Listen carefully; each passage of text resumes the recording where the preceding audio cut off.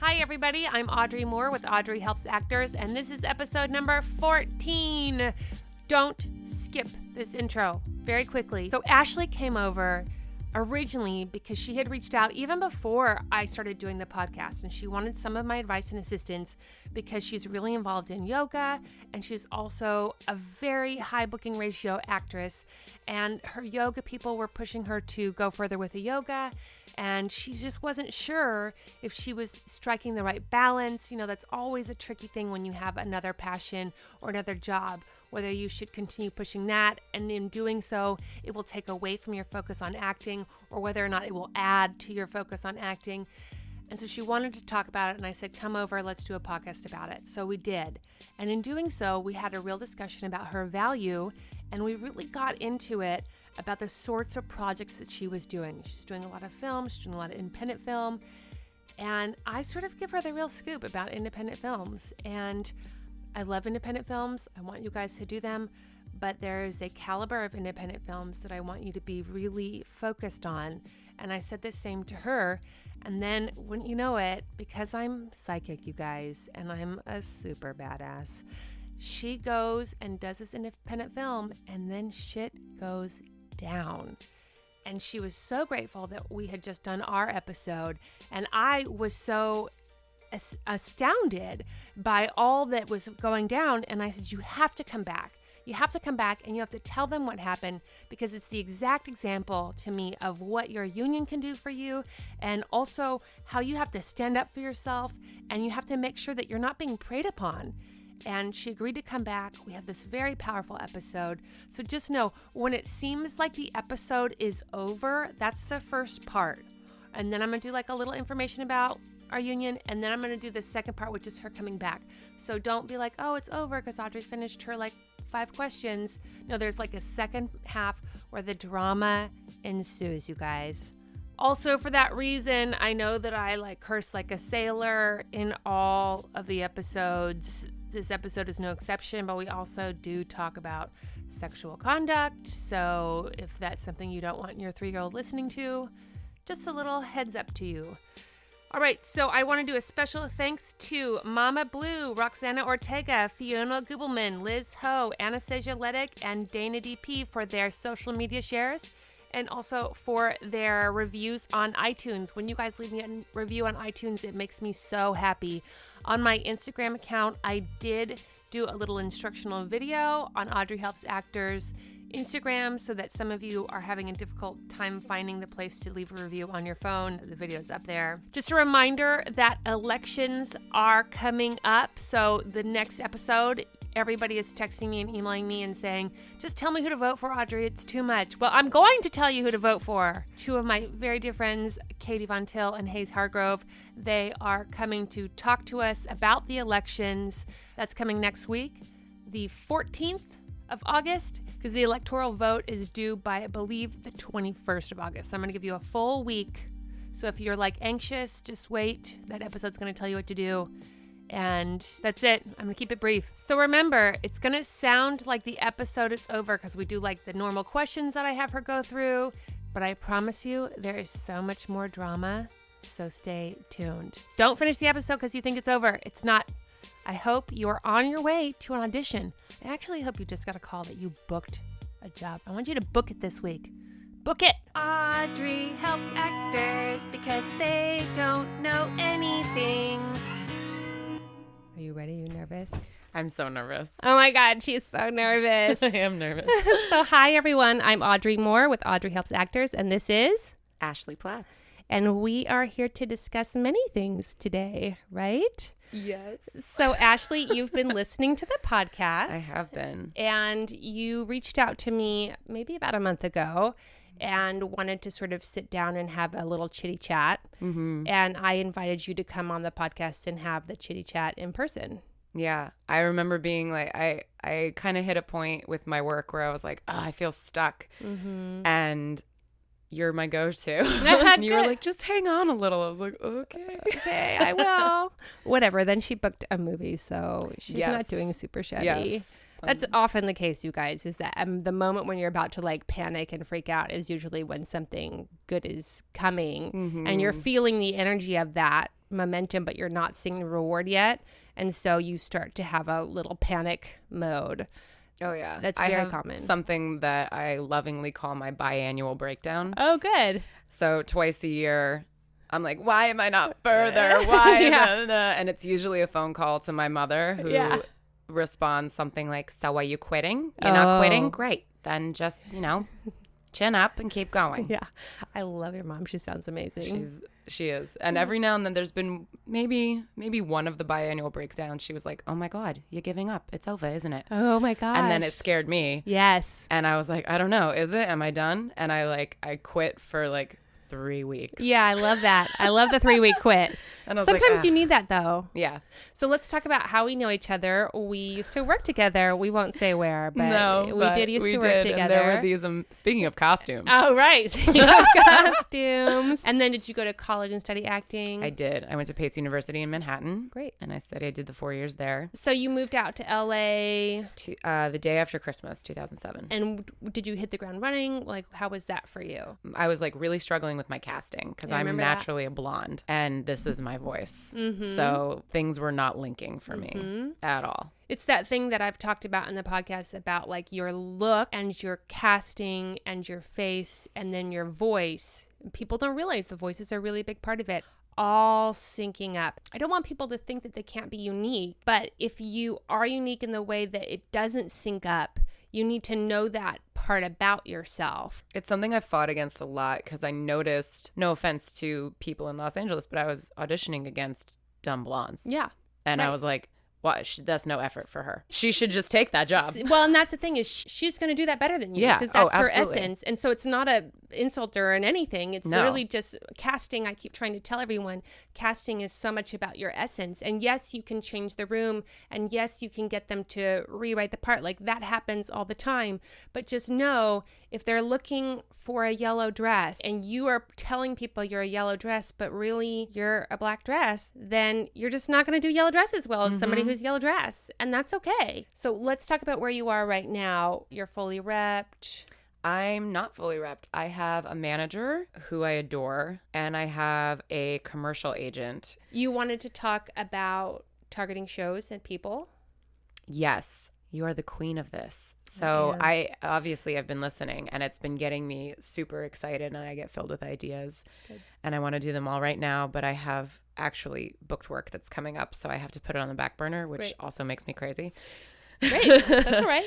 But yeah, I find that I struggle to get into certain offices, and it's great, how many postcards can I send? How many drop-offs can I do before I'm just what else am I missing? Mm-hmm. And I know you mentioned look at the shows they're casting, and it's I am Audrey. That's why I'm targeting them, and I belong on those shows. Yes. And you're great. And I think, I don't remember what episode it was, but you said something about do you have tape that represents that? That's right. I was just going to talk to you about your tape because I watched it before you got here. My tape is a little all over the place. Okay. But I find that I'm constantly asked for tape that is oh, do you have Jersey Girl? Do you have that? And I'm yeah, I got tons of that. But I almost never get called in for that, which is the great tragedy. Well, part of it though, too, I mean, I have to go back to your really pretty face. You have...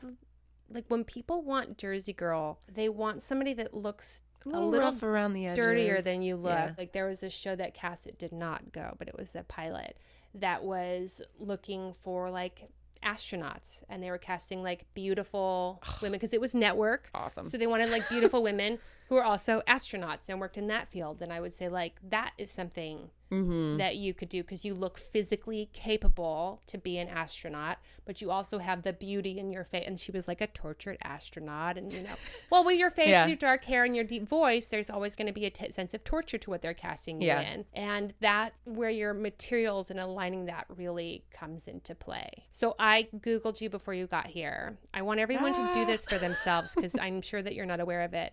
Google your name real and see what comes up. Oh, man.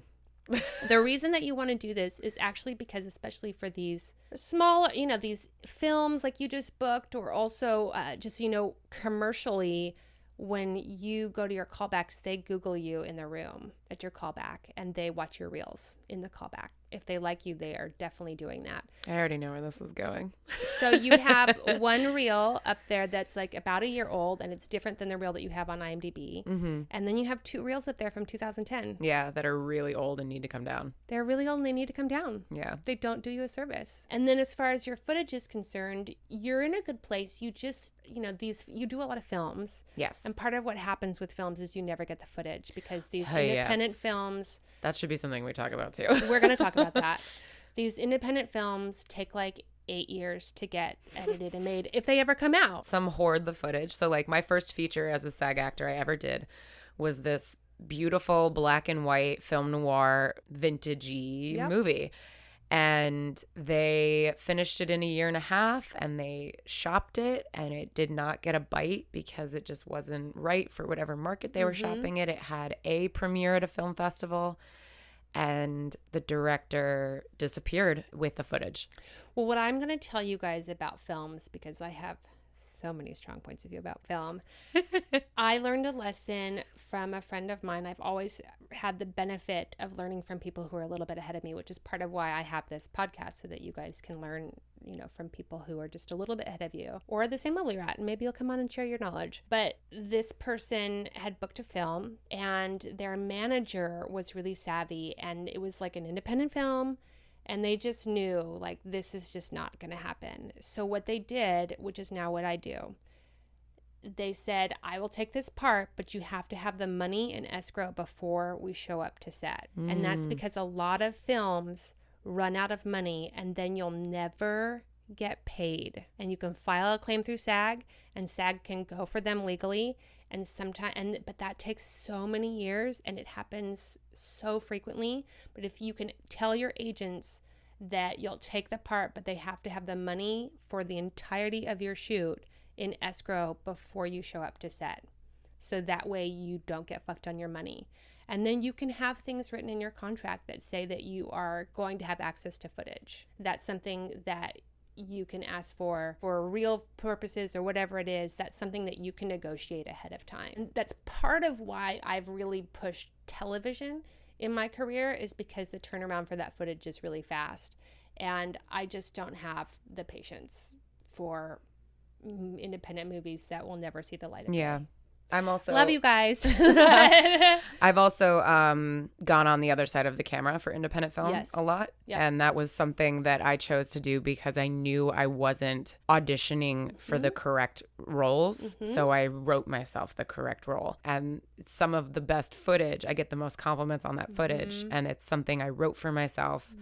I cast an actor who I knew was going to take off. He got a Shonda Rhimes show right after.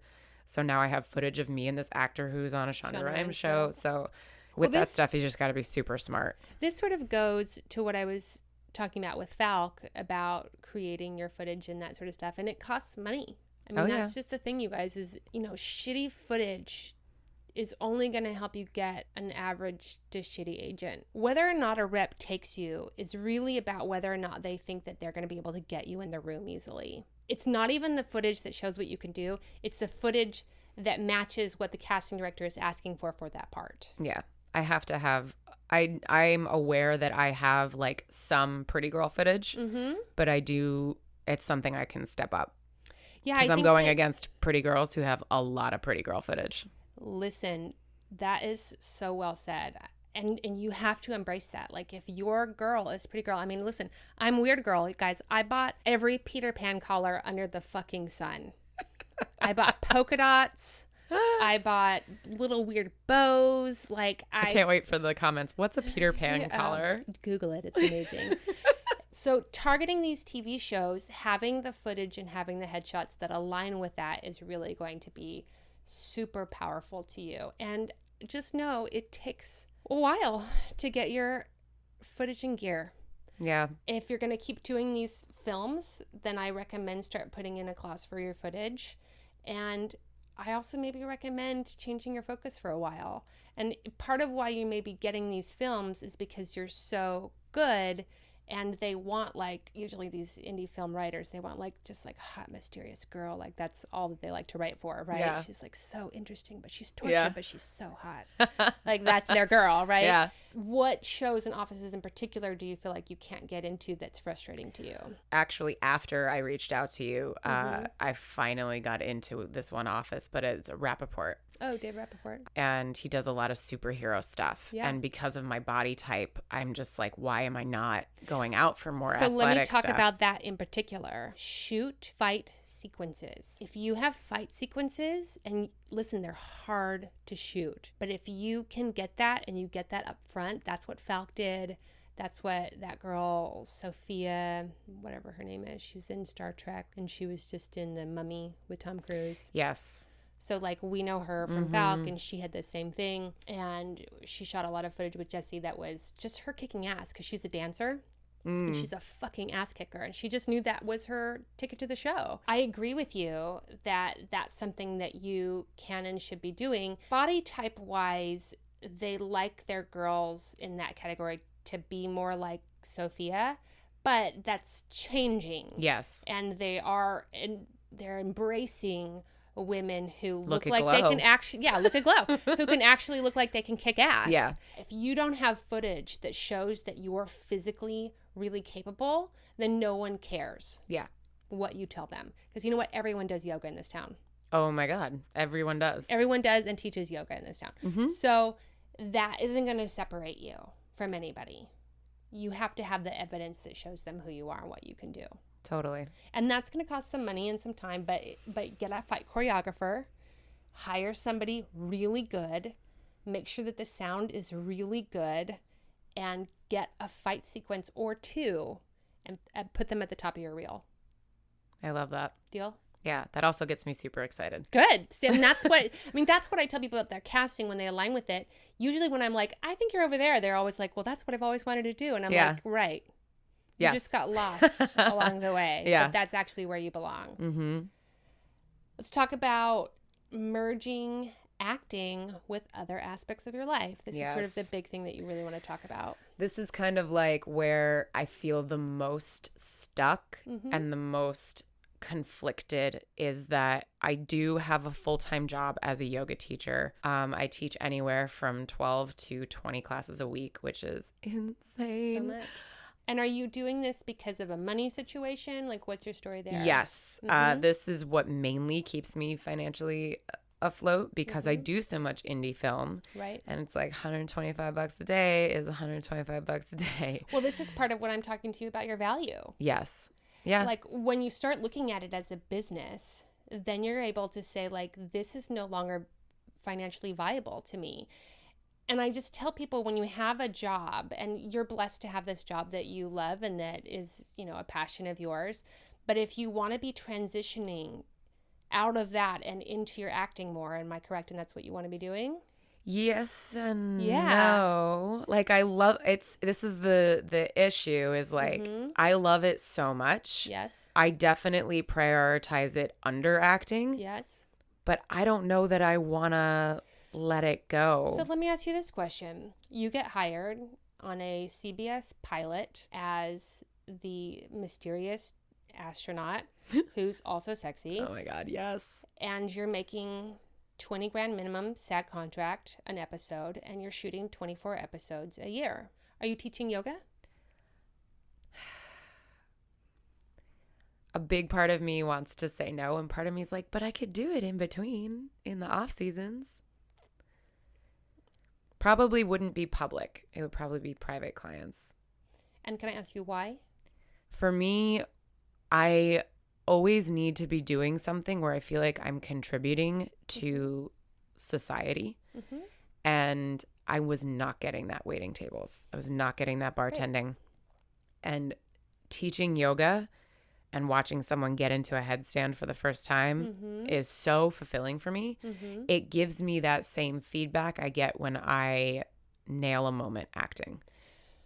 So now you're a full-time actor, let's say. You're making $20,000 times 24 episodes, right? You're making $250,000 a year. and you are working 16 to 18-hour days. In the interim, you also have to work out because they don't give you time for that. And so you have to have special requests for all that sort of stuff on set so that you can manage your body type while you're shooting. And then you get a 3-month to 2-month hiatus. To probably audition and chase other things. That's right. Audrey, you're right. I know. I'm always right. Not always. I'm often right. Yeah. Yeah. It's the safety net probably more than anything. Net, and you just have to look at your long-term goals and know that I understand because I have been there. And I guess what the real question is about the balance is like, I know that I could make more money teaching yoga if I get another level of certification. And my bosses are all over me with that because I'm a huge brand for them. You'll always have that. Like, because usually the actors who are working a lot are also the actors who in their like normal life jobs are great employees. Yes. Because it's like you have your shit together. Yes. So you have your shit together in acting and then you have your shit together in your other job My classes are big. I have a big draw, gratefully. Yes. I'm a good teacher. I'm good at what I do. So they're pushing me to do this next level, which is not only a financial commitment, but a big time commitment. And it's always during pilot season. Yeah. And part of me is like, well, if I just say yes one year and do it, I'm going to leave for auditions. And if something happens, then great. I'll just take the bite of that money because potentially more money could happen. Right. But I get really stuck in this but if I say yes to yoga, I'm saying no to acting. Yeah, that's very common. What it seems to me like is we're having really a discussion about your value as an actress and that you've been in sort of this student / just popping out of student level, which is pretty common that a lot of people get to that.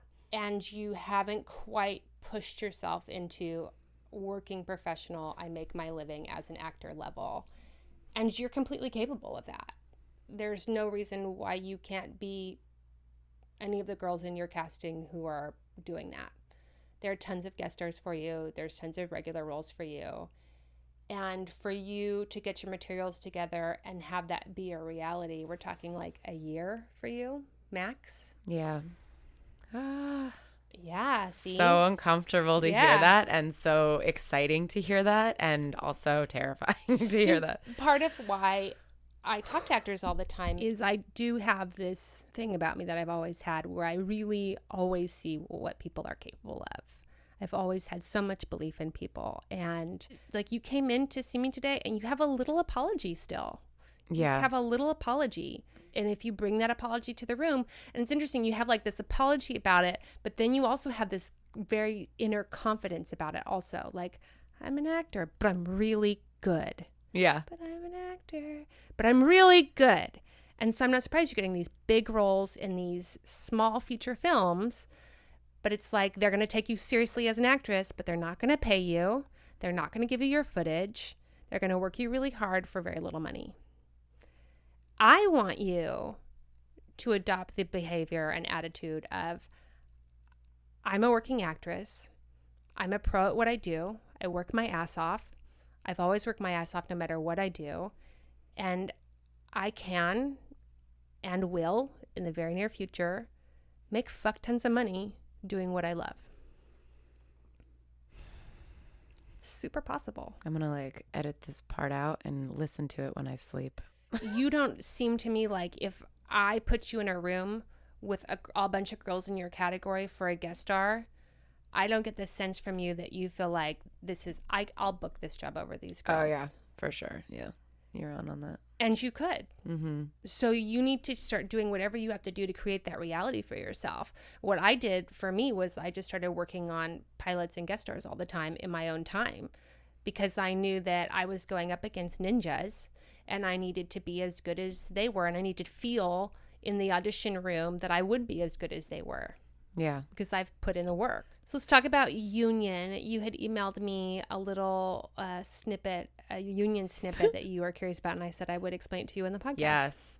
First of all, I just have to bow down to you on how much you know about our union when I'm I've been in this union for how long? And I feel every time I deal with something, I'm like an idiot about it. And I've only recently started going to meetings, I'd say like the last year and a half. And part of why I'm also doing this podcast is because I'm like the most informed person I know. And all the time I learn shit, particularly about our union, that I'm like, what the fuck? And I think if I think that, Jesse's gonna be so mad. I think if I think that, then like nobody fucking knows anything. I only knew, of all the advice you've given, the only thing I knew was the sign out for commercials. But do you sign out? See, people know it, but they don't. Good. And I only knew it because we were running late on something and I was going to be late to teach my class. And I signed out and left, and I got a check and was like, what the hell is this for? And then I Googled it because I was like, oh my God, I'm stealing someone's money. On accident? It was a total mistake. And I was like, our union does this? What? Yeah, I mean, the union gets such a shit rap, but it's only because actors are so silly about it. Like, fucking show up, you guys. We're so lackadaisical about stuff. Listen, and we really shouldn't be. It's really part of how we are. Like, it takes a certain blend of delicious self-centeredness to become an actor. I don't blame us. Like, that's who we are. But I'm not asking you guys to go to every union meeting. I'm asking you to go to one a year. Can you go to one a year? Can you go to a single union? And I'm not talking like the SAG-AFTRA Foundation where somebody comes and they talk and they're like an actor and I got Although cast. You should do that once a year. Do that too. Cool. Yeah, it's great. But I'm talking like a union meeting where they talk about your contract, where they discuss the issues of your contract. Because you know who's going to those meetings, you guys? People who've been acting since 1968. And they're going to have different concerns than people who've been acting since 2010. And I want both of them represented. Mm-hmm. I want you represented however long you've been in this business, whether you've been here since 1968 or whether you just got here 3 years ago. Like, I want you involved. It struck me, I am leaving tomorrow for 3 weeks on a independent film. And I was like, oh, if we strike, it'll probably happen in the middle of me shooting. Mm-hmm. Am I done? Does that mean that means I walk off, I fly home, just so you know, that's I'm done. What would happen. And not just those actors, like a lot of people don't understand the thing of a strike. Like everyone from Stephen Colbert to the extras don't work. And that's part of why we have a lot of power, is that people don't think that our union is very powerful, but I want you guys to know, I know people who've worked for the legal department at our union. We fucking kick ass, you guys. Like, we fucking kick ass. We're the coolest union. We are so fucking cool. Okay, here's a really good example of what happens when you're non-union. This guy worked off the card on a non-union commercial, and they said they were going to pay them $7,500 for the. And so he's like, great, that's not like as much as I would make off a union commercial, but it's $7,500 and sounds great. And so he decides to take the job, sort of undercover, and then the night before he's supposed to go, or like right before he's supposed to go, they call him and they're actually negotiating it now down to $5,000. But he's like, well, it's $5,000. Like, I'll take it. Like, it's still $5,000 because, that's nice. Then they let him know that they're not going to travel him. It shoots in San Francisco, so they're not going to travel him. And so he's like, still like, well, I'm going to do it. Like, whatever. It's $5,000. Like, I have a friend who lives in San Francisco. I'll take the fucking train. Like, whatever. Yeah. So he goes on his way there. They called. Now they've negotiated down to $2,500 because no one's protecting him. No one's protecting him. So then they go. He gets to set. He works a 16-hour day, and they shoot. Are you ready for this? 11 spots. Oh my God. They shoot 11 commercials in that 16-hour day. And he got paid $1,000? He got paid $2,500. Oh my God. And then part of what happens, this is another really heads up, that's a ridiculously insane low amount of money. Yeah, what should happen if you do a union commercial, usually like even if it just runs on cable, you make like $4,000 to $5,000, so that's usually like for one spot, for a singular spot. So $2,500 for 11 commercials. And here's the real kicker, you guys. This is like why you don't want to do non-union work off the card or on the card or whatever. Non-union, particularly in commercials, they don't hold you for conflicts. So you can do like 5-car commercials, whatever. But they can have it forever and all time. And they are not contracted to ever take it down. So once you do like a non-union car commercial, that car commercial can live online forever. and they can continue to play it. And now when you go out for a union car commercial and they Google you and they find your car commercial out there, or maybe they recognize it because it plays hella all the time, they don't want to put you on their brand, because the whole reason why you get paid good commercial residuals is because now you cannot work for competing brands. So if you have a non-union commercial out there that is for another company and it's still playing and they can play it whenever they want to, they don't want you for their union commercial. The biggest example of that is actually Flo from Progressive. Are you guys ready for this fucking story? Oh my God. So Flo was the second choice. This is a 100% true story. The girl who was the first choice had, from her non-union days, she was a union actress, but from her non-union days, had an insurance commercial that she had done. Progressive, deciding they were her first choice, they researched her and they found her non-union insurance commercial, which she has no legal right to ever take off. Eesh.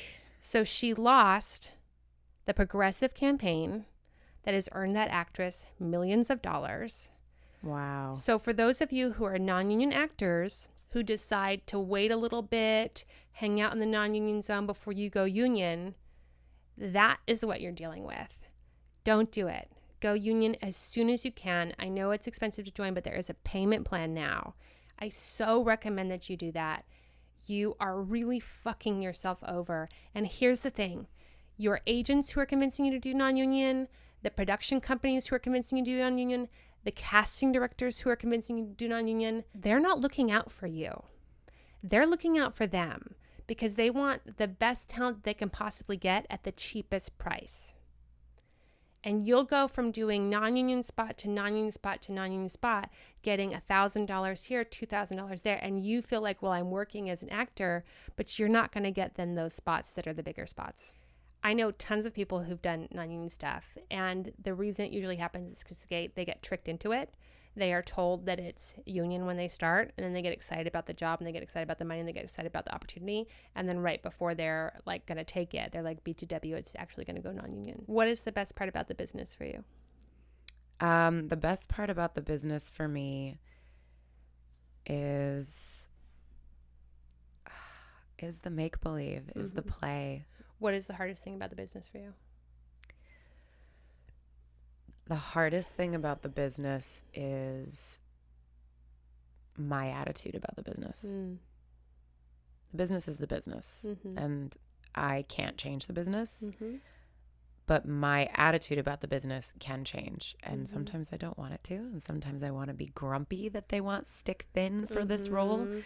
And I want to fight against the machine, and I want to say, fuck it. Why are we getting paid less than our co-stars who are men? And I know deep down, whether my attitude wants to acknowledge it or not, that when I just put my head down and keep going and stand up for myself in the moments that are right, the magic happens. Why acting?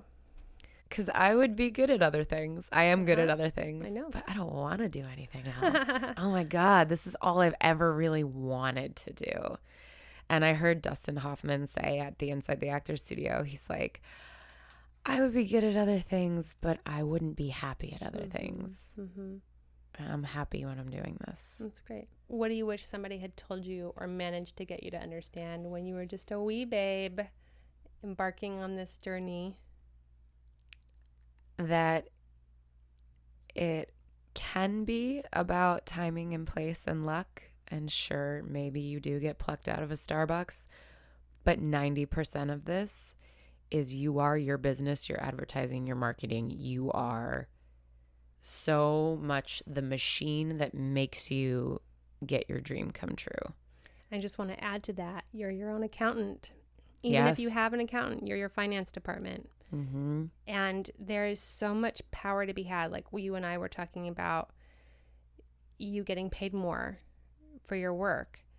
And I think when you start knowing more about the union, how much you can make from it, what your rights are, and then you start really reading your checks, you guys, you start looking at your money and you start looking at how much you're getting versus what you should be getting. That's part of taking yourself seriously as a business. Because if you ran any other business, you wouldn't like own a restaurant and let people not pay for their food. Yeah. You wouldn't do that. You wouldn't just be like, happy people came. I'm just so happy people came to my restaurant. No, pay what you can. No, you would be like, I have the fucking guts to open up a restaurant. I make great food. You must pay for it. Mm-hmm. What is your biggest struggle right now, personally and professionally? Saying no. I feel like this is so not singular to me. Love acting so much. So when my friends are like, come do this thing, take off of your paid job, come act for free in this thing for me. I'm like, yeah, but no, because me working and making that extra $300 a day would get me closer to my real footage. Exactly. That's what I was just going to say. See, part of when you start looking at it as a business, you have to have a place that you want your money to go. So if you know that you need to get a really great reel together with specific footage, and that's going to cost you $2,000, $5,000, then you have a place for that money to go. And so then when somebody says, can you work for me for free, you can really weigh the value of that. And sometimes it may be worth it for you to do that. If I'm like, I got a day off? Yeah, sure. Or maybe it's with somebody in particular that you really want to work with. Like that shit happens all the time. But then you can really evaluate that. And you can say, well, I am trying to fill a hole called a $5,000 hole to get my reel together, because I believe in getting my reel together. I will be able to get into the rooms that I want to get into, and I will be able to get into the reps that I want. And so in me taking time to do your free thing, I am then pushing away this footage that's going to be the key to me getting better reps and getting into better rooms and getting better footage to get better reps into better rooms. Yeah. So I'm sorry, but I cannot be distracted with that. And that's about you really knowing your value. There's a theme here. Yeah. There's a big theme here. But Know you're Your not Value alone. episode. That is all the other actors. I mean, so saying no becomes easier when you start to have a business plan for yourself. And that business plan should always be unfolding of the next place you want to go and the next place you want to go and the next place you want to go. I do a moment to plug yourself on social media. It's probably going to be my Instagram. There's tons of yoga videos, you guys, but they're awesome. Good. It's at Ashley Platz, which is Platz. Ashley spelled the normal 1980s way. Good. Very good. Mildly interesting. Oh, I came prepared for this. Oh, I'm so excited. Because I've been listening. I just want to piggyback on last episode 2 or whatever before that was. Glow is amazing and you should be watching Glow. Good. But my mildly interesting is something called floating. This is something that was pitched to me by someone who was a bad meditator. Meditation is hard. I get it. It's supposed to be. But on the side note, there's this place in Pasadena specifically. These are all over the country, but they're called Sensory Deprivation Chambers. Oh, I know about them. Float tanks. And if you're claustrophobic, they have float rooms that are not tank-like. But you lay in this Epsom salt bath and your water is like, I don't know, 8 inches deep. So you can put your hand down and touch the bottom and you can hit a button and turn off the music and turn off the lights and you do nothing, which for people like Audrey and I is probably really good to just do so important. Nothing for an hour.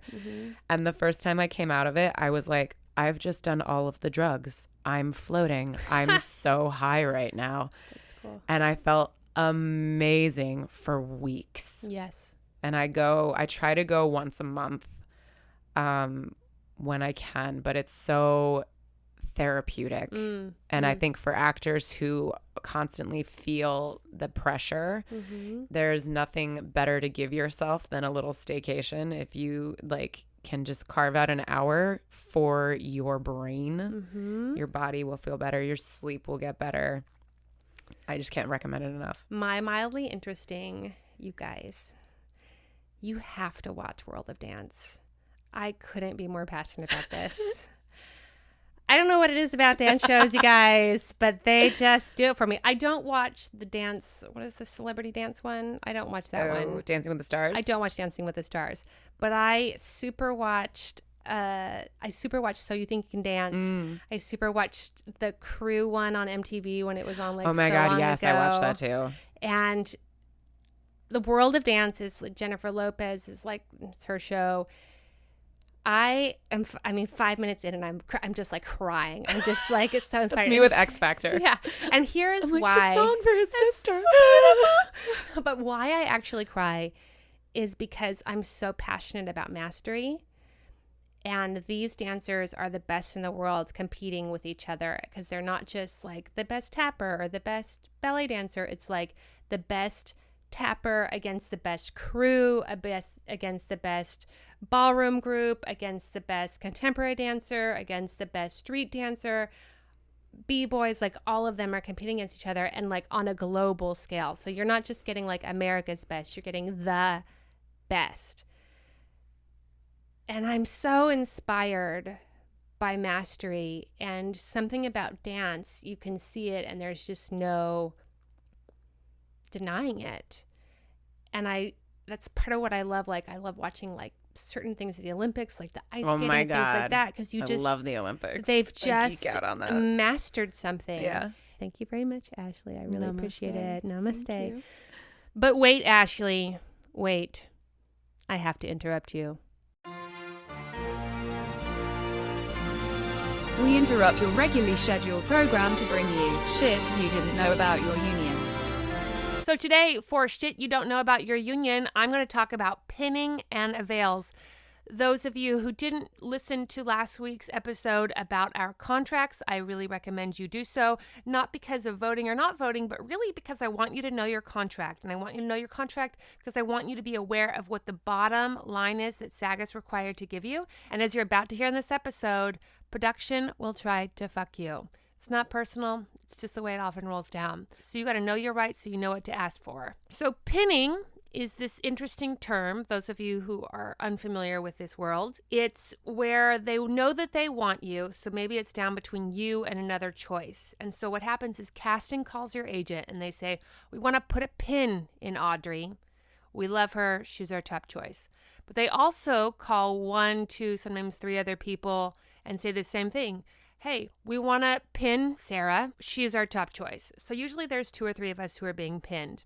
And what has sort of become the trend, unfortunately, is now they want to pin us, quote unquote, for like 2 weeks. They're like, we want to pin Audrey for September 1st all the way to September 23rd. She's got no conflicts, right? And it's really frustrating because those of you who've been at it for a long time know that when it rains, it pours.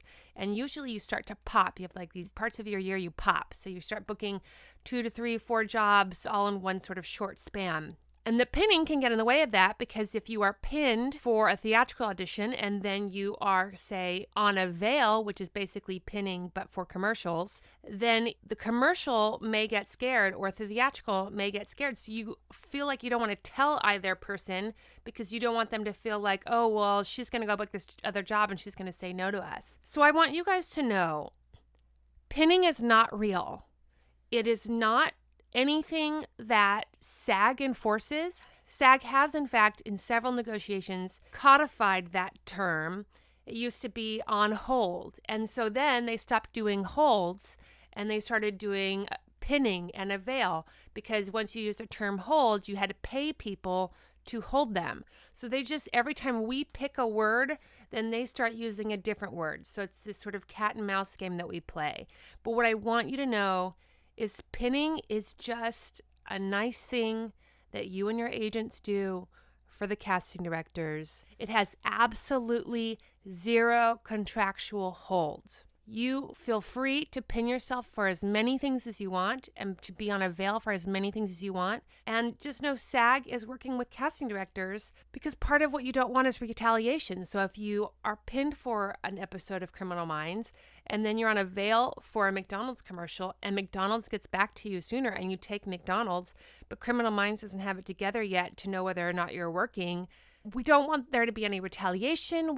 Your theatrical agent will then be very upset with you because it's like, well, but I worked so hard to get you this job. It is in your power to say, they can pin me, but if I get another opportunity, I'm going to take it. And I want to tell you why that's a really good thing. Because when you start making it clear to casting and to your agents that you are unavailable because you're a commodity, then people take you seriously. All right, guys, don't forget to vote and listen to next week's. We're going to talk about the elections. And now back to your regularly scheduled program. So hi, everybody. I'm Audrey Moore with Audrey Helps Actors. We have back today Ashley Platz. Yay! So you've already listened to part 1. We're doing it in one episode, but we had to have Ashley back because shit went down, you guys. Oh, man. So, Ashley, the last time we talked, which they have just listened to, let's just sort of recap for you and I. You were going to go do this film. Yes. And you and I had just sat down and talked about union issues. Yes. Right? Do you want to sort of like say what you got out of that conversation in general? And also, we had talked about you doing these independent films. Yes. And I had basically specifically said about my value That's right. as a SAG actor. And I've been doing this for over 10 years. Yes. I started young and valuing myself higher and not letting myself get taken advantage of for these smaller projects, Right. even though obviously we all just want to work, Right. and standing up for myself when I need to. Especially, and what's so great about you, Audrey, is that you are so informed with the specific details of SAG-AFTRA and what they not only do for you, but how we are protected on set. Because really, guys, what I want to say, above and beyond anything, safety first. So let's talk about when you auditioned for this film and like how you got it, because this is I just want to make clear, this is an independent film situation. So let's talk about that. So this was an Actors Access breakdown. The breakdown was written very well, and it's enticing. Yes. And Can I ask you, how long was the breakdown for your character? Was it like 4 sentences? Was it like 12? Like it wasn't like the paragraph Okay. of like, obviously this is the first time this Yes. person's done this. Yeah. But it wasn't like 2 sentences. For it me- was a little long. Yeah. And I knew That's always a sign. That's always a for sign. the guy, for those of you who are new to this business or newer. If there's a book. Yeah, when they describe the character, the longer the character description, the more of like flashing warning light should be going the greener out to you. the set's going to be. And it's only because these teachers, for these screenwriters, they tell them, okay, when you're doing a character, you have to know, like, what do they do for a living? What kind of clothes do they wear? Where do they shop? What kind of car do they buy? All these things inform the character. And so they include that in your breakdown. It was a eco submit, which are the self-tapes great. through Actors Access. EcoCast. And I, at the time, was applying to all of them. Yes. Whether I thought the parts were good for me or not, just to practice getting on tape and sending it out. Great. This was particularly one that I remember getting the sides and being like, oh boy, it's like a monologue. And Another in really film, good sign. There Another are really good no monologues unless it's voiceover. Right. So bless my boyfriend's heart. He is a saint. He reads, with me. Yes. And then this giant monologue that I did is like emotionally all over the place. Right. And it's, I started in theater. Right. So it was like so much fun and I got into it and I submitted it and within 12 hours was booked. Great. And they took down the EcoCast. They were Okay. like, we're done. Yeah. So of course you're like, wow, oh my goodness. I'm just so great. I'm amazing. Yeah, Let which me is how pat they get myself you. on the back. Right. And, And here's what I want to say. You are. thank you. And that's why I want you to value yourself more, because you are all those things. And that should come with a certain level of treatment, both financial treatment and treatment of you on set and through your representation and all of that. Okay. So I flew to Florida to do this movie. And so let's talk about this in all honesty and candor. So did they cover your flight? Nope. All right, you guys. That should be sign number 1. You're operating this whole time under what assumption? I assumed that this was, because it said on the breakdown when I submitted, a union project. Great. And now because you're not familiar with your union contract, certain things happened that had you but known, it could have flagged you earlier. Absolutely. To know that it wasn't a union contract. And this was my first time, I should say this, first time flying for a feature. That's right. I've flown for shorts, and my travel was paid for. That's correct. So this was my first time like leaving town to do a feature that wasn't driving. And part of how they get you is they give you this juicy role with like this incredible monologue. You're like a theater actor. And you're like acting, and you're like all these character shifts and changes of emotion. And then they're like, "You are my girl." Oh yeah. And then you're like, "Oh, I'm their girl." Every email was like a love letter. Yes, and so I was like, they're like working you, right? And so you feel so validated. And then like BTW, pay for your own travel. Yes. Okay. And before we go any further, there was a moment that I almost pulled out of the project before we left. We had a Skype session. The other actor was also from LA. We met up, Skyped with the director, read the script, went really well. Afterwards, the next day, director texts me complimenting blah, blah, blah, and then says, "By the way, found out you have a boyfriend."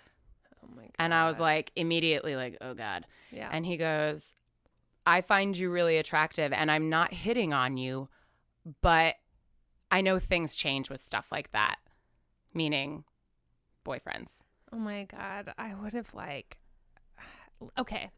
We have to talk about this as a whole other issue. It's a whole other issue. But let's do it. Like, Let's just roll it. I rarely just get like skeevy. But all of my friends get super skeevy all the time. If we want to talk about that's a whole but it's important. Whole thing. It's important for me to communicate to everyone out there. And like I said, it's not just women. I mean, I have a really good friend who got invited to a certain director's party, doesn't remember what happened, and woke up on a lawn. And has no idea what occurred.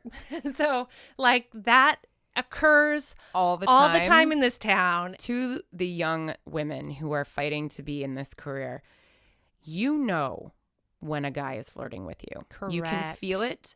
Yes. And to a degree, you can use that to your advantage. Yes. But there is a line when that gets crossed. And who sets that line? And you set that boundary. If you are super clear with your boundaries up front, you can be flirty with your director. I've had tons of chemistry with people I've worked with, actors and otherwise, who have been single or in relationships.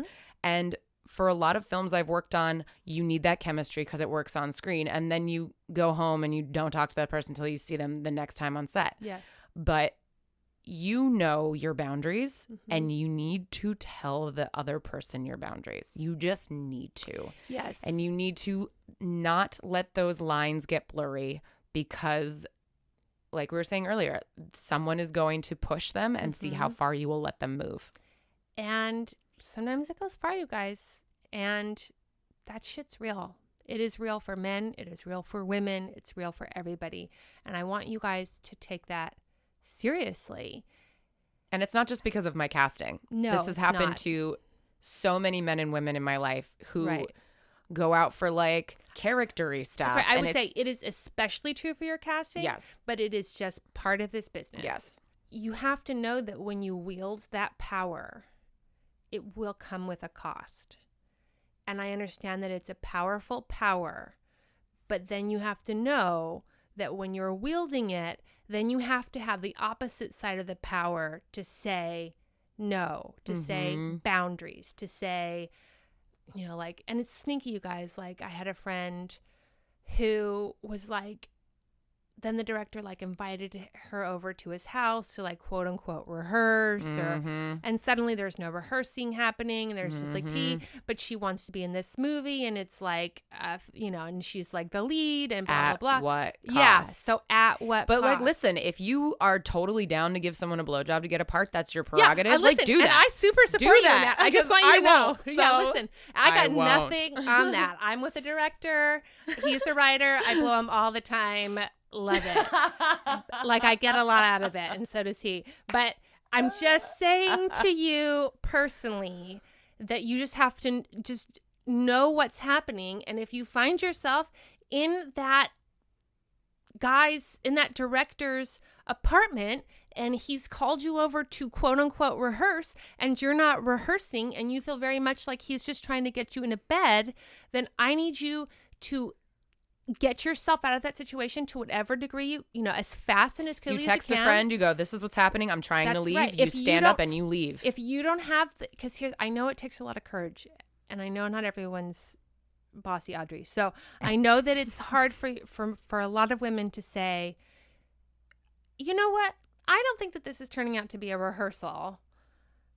I'm going to go.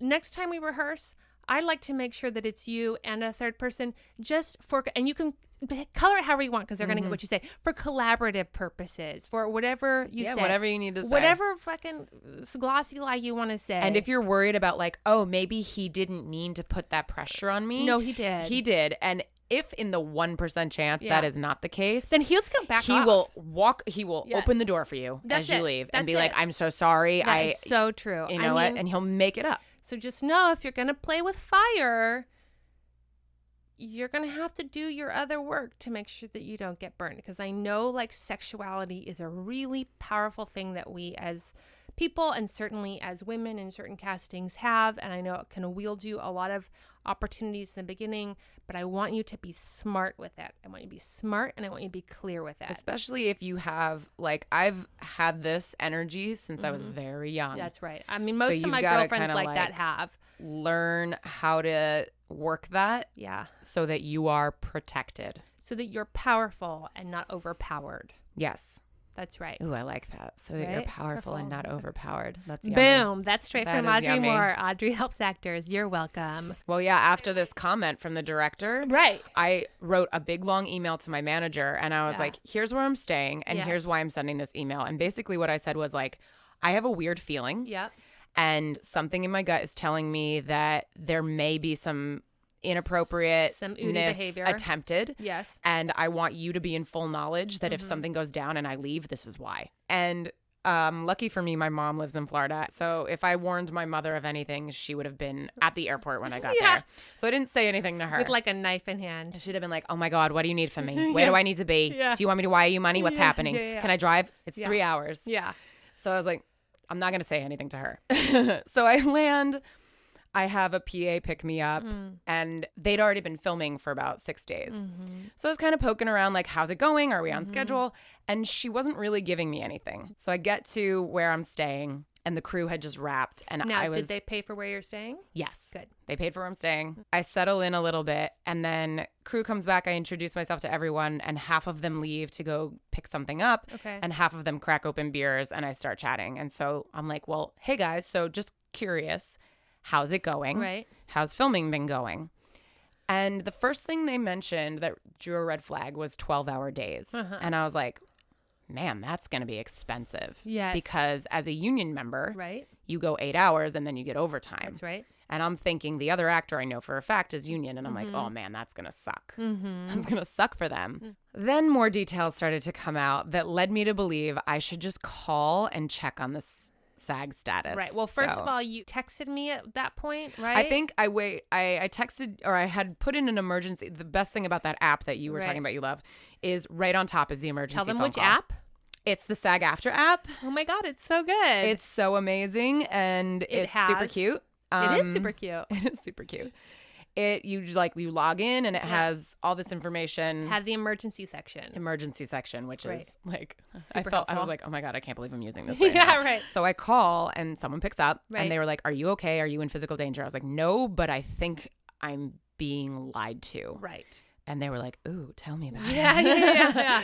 And I was like, so here is the name of the production. Right. Here is the director. And I have a feeling that this is non-union. And the reason, just so everyone knows, the real the clue for Ashley that she's leaving out is that once you found out there was 12-hour days, what you said to them was, that's cool so long as I'm getting my overtime. Yes. And they looked at you blankly like, what are you speaking of? Yes. And you were like, well, I'm a SAG actor over X amount of hours. I get overtime. And they all looked at each other like, wait, is this SAG? And one was like, oh, I didn't think it was. And one was like, no, the director told me it was. And the other one was like, oh no, he told me we were telling the actors that. And I was like, burp, Colin. Make friends with your crew right away. So this was at like 10 o'clock at night. Yes. So I just so everyone knows, SAG is open for that 24/7. Right. Thank God. Uh-huh. So they were like, we'll look into this and we'll get back to you in the morning. Yes. Wake up the next morning, called the non-emergency line just to be like, hey, I want to check in the status of this while the emergency line's doing everything. And they right away were like, no, we can't find this project. I was like, okay, you can't find the project. So I was like, well, maybe they're trying to cheat the system, which happens a lot, and do SAG new media for a feature film, which luckily SAG, we talked a lot. I've talked to them so much lately, but they're trying to remedy that. And they have ways like you cannot submit your feature film to a film festival. Yes. Unless you upgrade to a ULB. Oh, good. And then the actors get paid more. Great. So why don't you just explain that to actors? Because this is what happens is so you can do, there's like a loophole, which has actually been created because we do want to encourage. We want actors to work. We want actors to work and we want new filmmakers to hire SAG actors, right? So there's this way you can there is a cheaper contract to hire SAG actors called the new media contract, which is essentially everything that isn't film and TV or industry or commercial. It's like all your internet stuff. Right. So you can make your feature under new media. Right.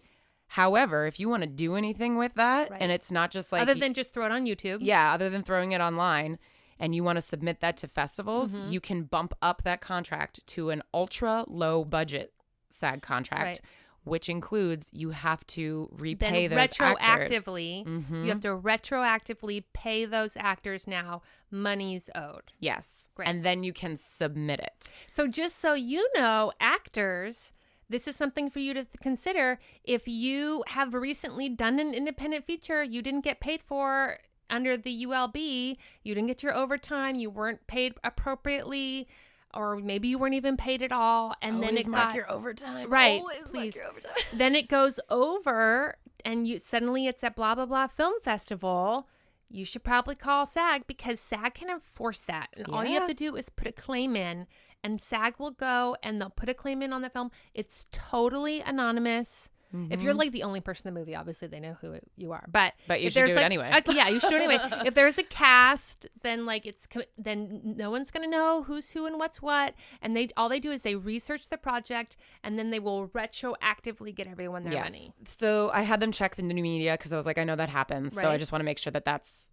If that's the case, maybe they're looking in the wrong spot. Right. And the person I spoke with was like, there is no one by this name in the system anywhere. Yes. There is no project by this name anywhere. So I was like, well, I need to leave. Yes. So I literally gave the PA $10 to drive me to the airport. Yes. As I'm in the car, I call my manager. I say I'm leaving. Like, of course, crew told the director right away, oh my God, the actor's leaving. Mind you, I've not seen the director. No. Never in person yet. My manager calls and they're like, because you did sign a contract to do this, we need to make sure he can't come after you legally. So Ashley texts me and is like, this contract, and you guys, I'm so great. I just have to say, I was like, oh, hell to the no. I was like, if they lied to you about it being a union contract, null and fucking void, you guys. Null and void. That contract shit doesn't even exist. And they can go fuck themselves because you had evidence of the fact that they told you on your submission that it was a union contract. Because the director was saying that he had a SAG rep.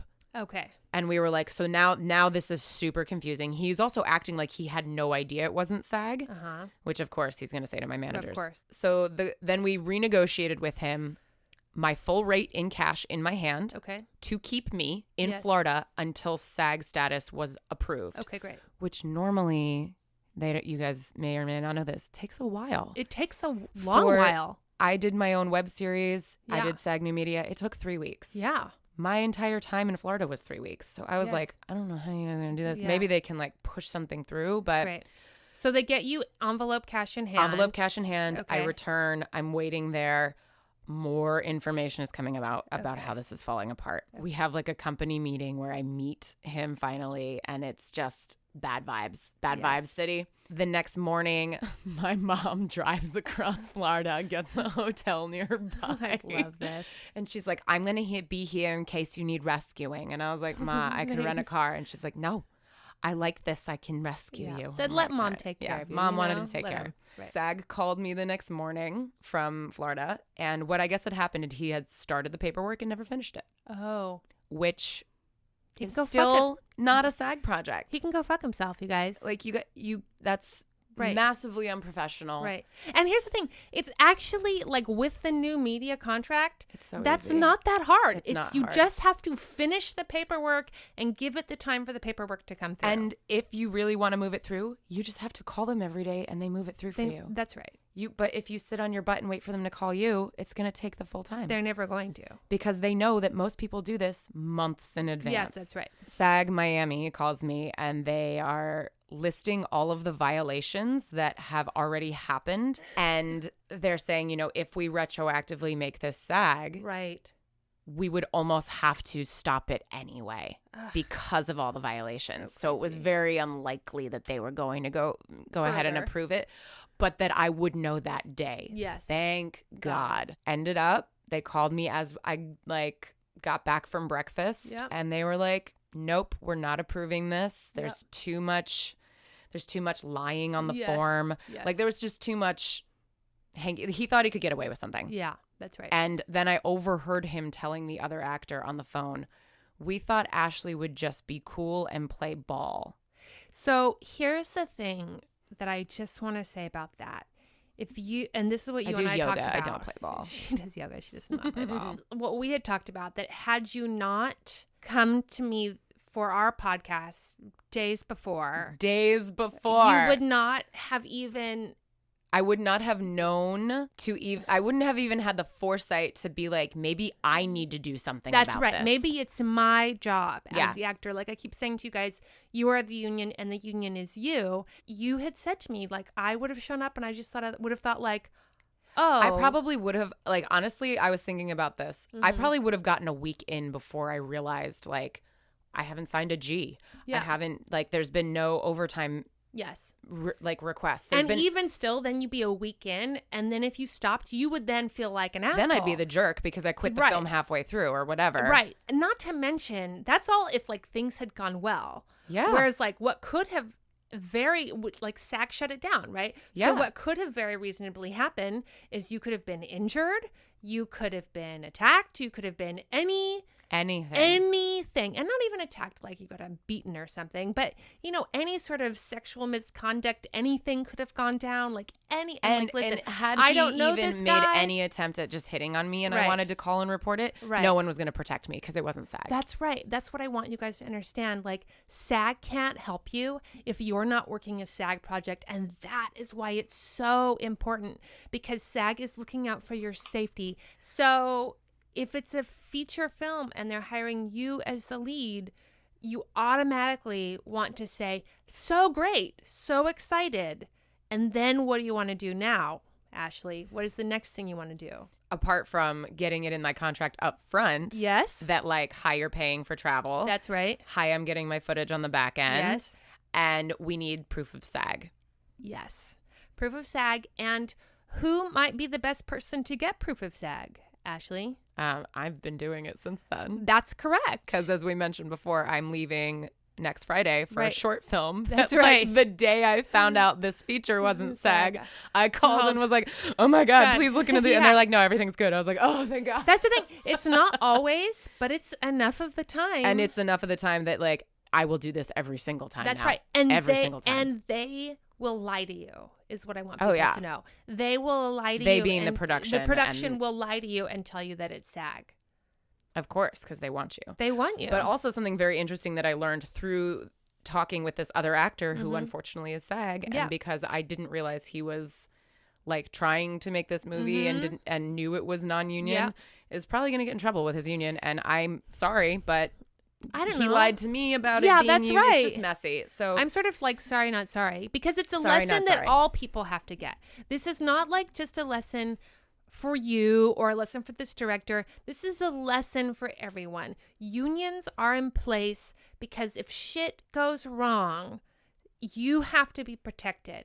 And the union is just the way to say this is a professional production. Yes. That's all it's saying. It's saying this is a professional production and we are adhering to the professional code of conduct and standards by this or these unions. On top of that, I'm a pretty confident person to begin with, but actively pursuing knowledge about the union as I have been in the last few months, and then sitting down with you and feeling like I had like a springboard before I went to this. When we did have our sit down with all the cast and crew, I really stood up for myself, which is something that in a setting like that and having not even stepped foot on set, I probably would have never done. No. You know, I was like, I don't know why there's been no apology to cast and crew for the fact that this paperwork was never finished. That's right. I don't know why there's no gratitude coming from you, Mr. Director, sir, to your crew for them rallying to try to help you. Because, you know, they wanted the project to happen, so they wanted I was you like, I hope you to realize that every single person in this room, except for you, sees that we're all trying to make this happen. Yes. I didn't want to leave. No. I think I want to fly to Florida for fun. No. And fly home for fun. Have lunch with your mom and go have back. lunch with my mom, go back. I mean, she would say so. Yeah, but like, right. not really, you guys. Florida's not really my cup of tea. Yeah. But so we were fighting for this to happen as much as we could. And it's not like I didn't want to do the project and I bailed. I was not protected by my union. I was lied to by my director who never apologized for his lack of experience or lack of intelligence on the subject. Yep. And I had to leave. Yes. I mean, what I really tried to impress upon you was that, like, SAG wants you to do this project. And here's the other thing, too. Yeah, they were fighting to make it SAG for me. They want for you to work. They want you projects to turn union. They want that. So. And to SAG's credit, they were so helpful. Yes, they're so helpful. I think I probably talked to about 5 different people over the course of that 30 hours I was there, but like every single person could maybe hear the anxiety in my voice and was like so helpful and so calm and even, you know, with the sense of like, you just need to leave. You need to get out of there. Do you have someone who can help you? Do you have a way to get home? Even 2 days after they said no, SAG Miami called me and was like, we just want to check in and make sure everything's great and that you're okay. God love and them. Because this is the rarity, right? This doesn't happen that much, but when it does, they want to make sure that you're okay. Yeah. And I had said to you, like, I just kept saying, I'm really sorry, Ashley. I know this is really heartbreaking. I'm so proud of you. It takes so much courage to do that. It takes a lot of strength of character to do that. And I just think I'm so glad that you felt that empowerment, because I also think that going forward, you're taking yourself more seriously. Yes. And that's the push. Like I told her, it was divine intervention, I felt like, because I was saying to you, I need you to understand your value and I need you to take the push to be given the value that you are worth. And you were like, yes, Audrey, you're right. I also want to add this part of the story, which was super helpful, just because actors, you guys, were too nice. And here's the thing. The actors who aren't nice like this, she laughs because she knows it's coming. The actors who aren't nice like this, they work all the time. So I just want you to have that perspective. So they given you this money. Yes. And you text me and you're like, I was like, I have all 3 weeks of my rate. Right. But I was only here 2 days. So I'm going to take $200 and that's, or like, no, you were going to take $150, right? I was going to take my rate for each day. Yes. And then the cost of my flight. No, you weren't going to do that. No, I wasn't wasn't going to take that. No, right. That's you right. weren't. You were like, I'm going to take $200 and I'll just because I was leave the here rest. and I was going to leave the rest. And I said, oh, hell no. Yeah. I was like, well, and this was my reasoning. And like, thank God you corrected me. Yeah. But, you know, I was living with the crew for these 2 days. There are parents. The sound guy had kids. And he's like, you know, people's checks were bouncing. And I, of course, felt responsible. I know. Like if I took that money, maybe these people wouldn't get paid. They weren't going to get but paid. But it's not my freaking job. Right. That's to right. do that. That's right. It's not. It's not your job to rescue them because they have to learn this lesson too. And Audrey was like, how are you getting home? Right. I was like, oh, are you paying for your own flight? She's like, you wait 3 weeks and take that flight from Fort Myers. Right. And I was like, no. Right. And I was like, well, take that money, girl. Yeah. That's right. And you didn't take all of it. I did not take all of it. I took my flight and I counted in, like, I have to check a bag. That's right. I have to get to the airport. I counted in all that. I took that. So it ended up being about half my rate. That's great. And I left the rest. That's it. And I think you shouldn't even take that money and you should have just handed it to the crew. Been like, here's $100 for you. Here's, you know, like. That would have been the coolest exit of all time.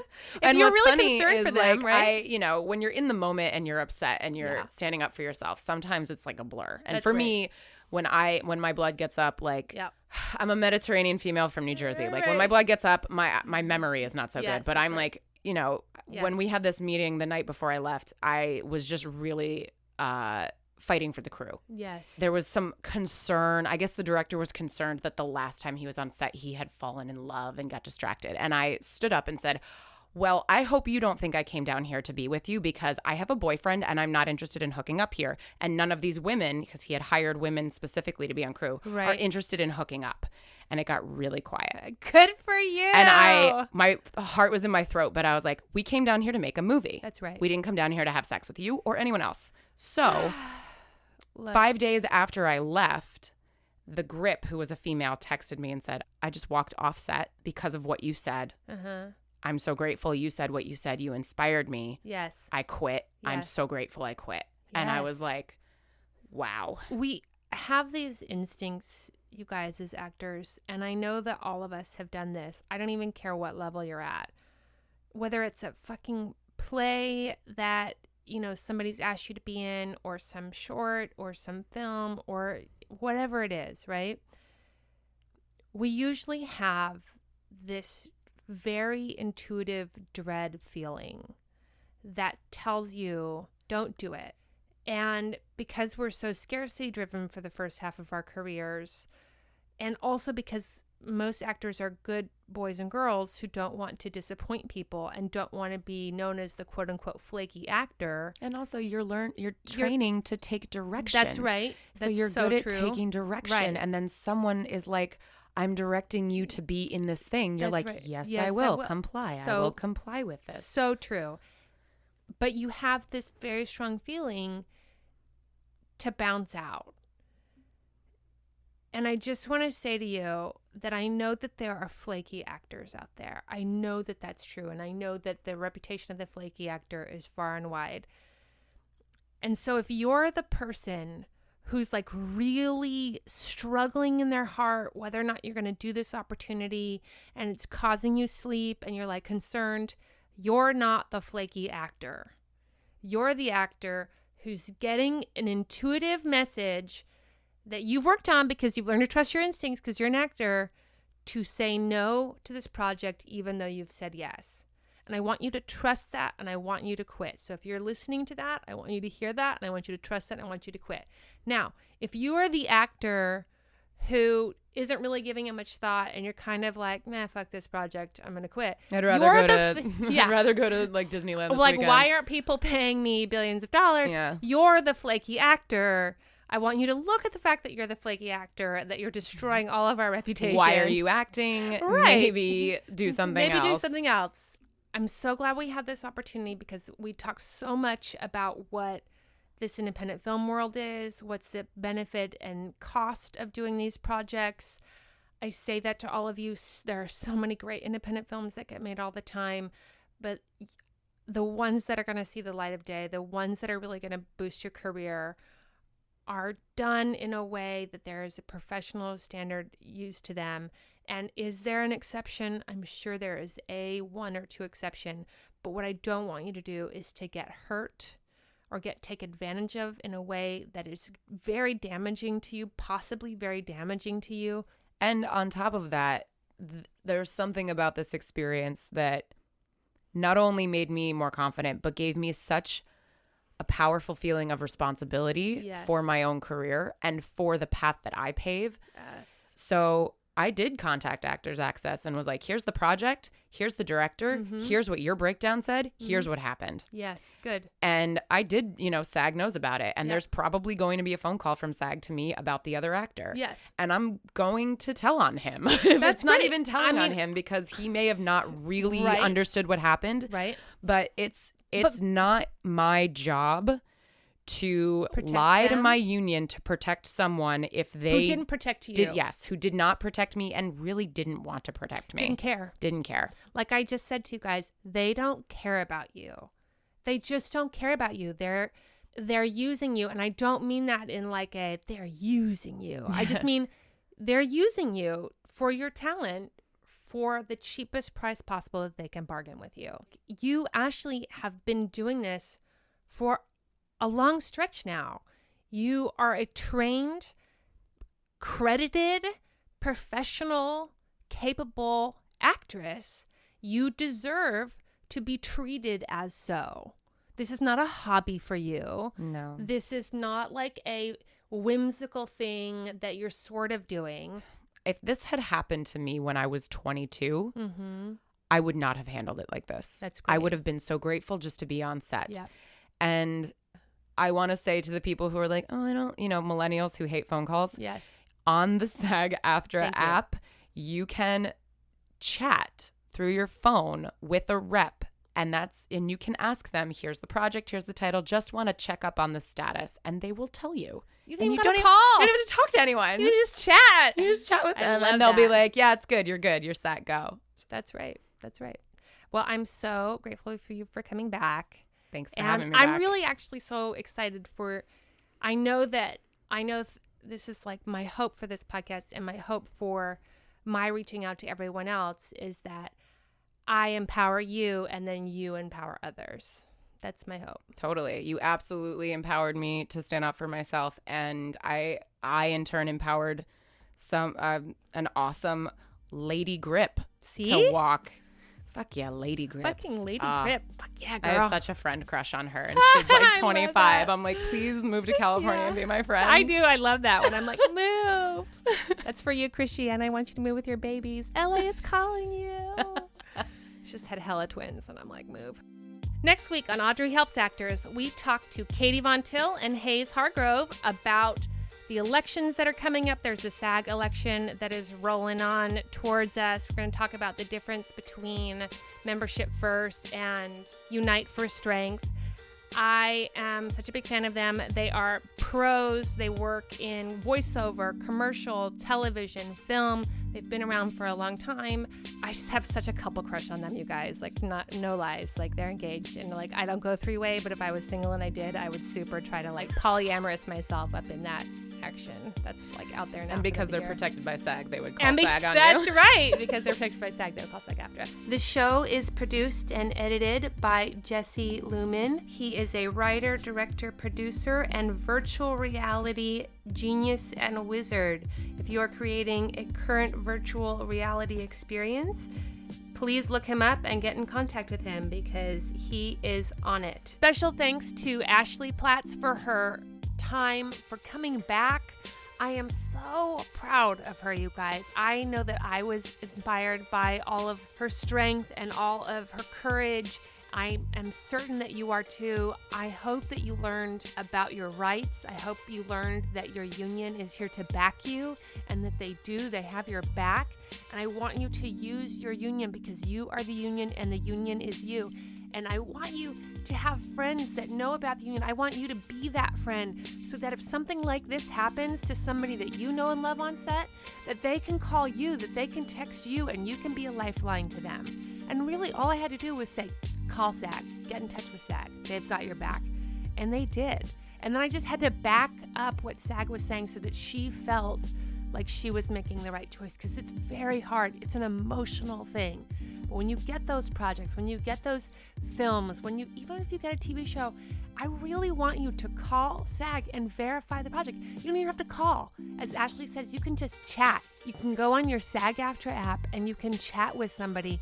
You're just asking them and making sure that it's union. If something happens, I want you to be protected. If something happens with your money, if something happens with you physically, I want you to be protected, and I want SAG to be there for you, but they can't be there for you if you're not knowingly working a SAG project. Also, special thanks to Thomas Snodgrass for the mic assistance and providing us with an extra mic here and there. And special thanks to Aalok Mehta for all of his help and work on the theme song. Music this week by Ari De Niro. All right, guys, I love you. Don't forget to write a review. And most importantly, don't forget your towel.